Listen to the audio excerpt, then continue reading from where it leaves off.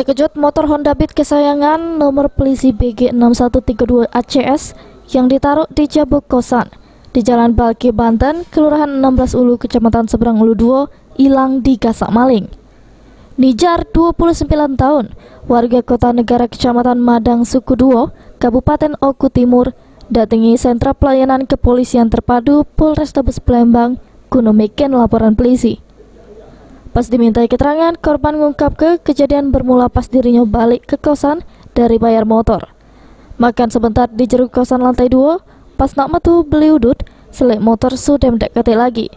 Pas ditanya dengan tetangga sekitar, dak kate yang terselik sama motornya.